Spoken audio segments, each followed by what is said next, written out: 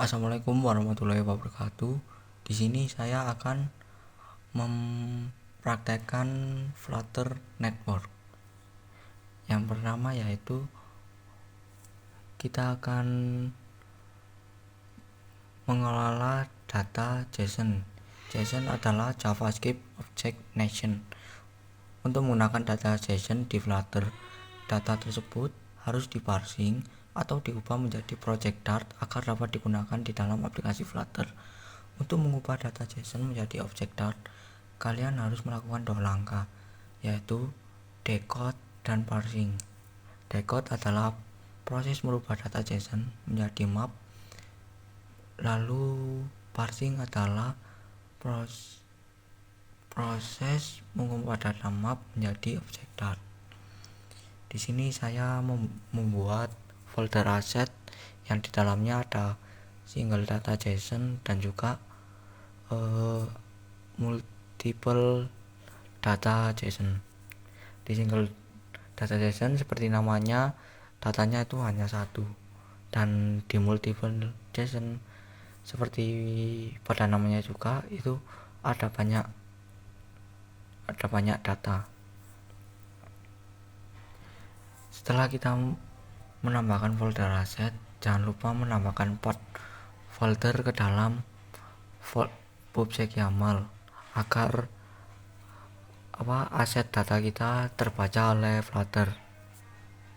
Lalu setelah itu kita akan membuat folder models yang di dalamnya ada file school Dart. Di dalamnya ada class yang bernama school, string NPSN, sekolah, provinsi, kabupaten, kota, kecamatan, alamat, jalan.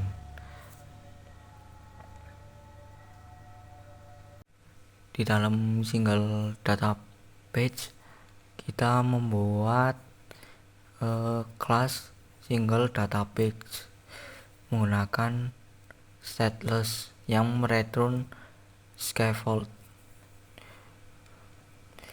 Setelah kita membuat scaffold, kita tambahkan widget upbar untuk menampilkan judul halaman.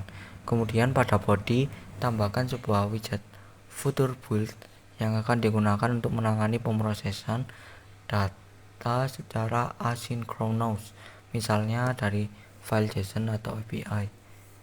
Tambahkan juga kode untuk mengimport school model dan school service. Selanjutnya, tambahkan 2 properti ke dalam widget future builder, yaitu properti future dan builder. Properti future di dalam widget future builder digunakan untuk mendefinisikan fungsi mana yang akan kita jalankan, sedangkan properti builder adalah sebuah fungsi yang akan dipanggil setiap kali status dari future berubah, misalnya loading, selesai, atau error. Setelah kita membuat properti di atas, kita membuat else if seperti ini. Lalu kita tambahkan kelas single data page ke dalam properti home di dalam file main Dart. Di sini di single data page kita tambahkan elevated button on pressed navigator push untuk bisa pindah ke multiple data page agar bisa menampilkan multiple data page. Nah, di main Dart-nya kan kita tadi menggunakan home single data page. Nanti kalau kita membuat tombolnya, kita tidak perlu mengganti-ganti mainnya menjadi multiple data page lagi. Kita hanya perlu menekan tombolnya, lalu dia akan langsung pindah ke multiple data page. Sebelum kita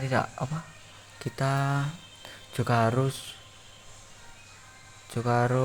mengimportnya, yaitu import multiple data page Dart agar dia terbaca di single data page. Lalu kita akan menambahkan folder service school service start folder service yang di dalamnya ada file bernama school service start. Di dalam school service start ada kelas school service.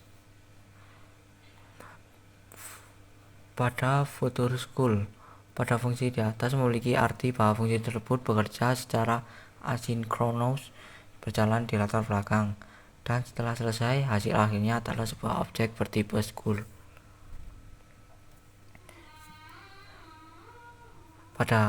Setelah data JSON berhasil diubah menjadi objek Dart, langkah berikutnya adalah menampilkan ke dalam layout.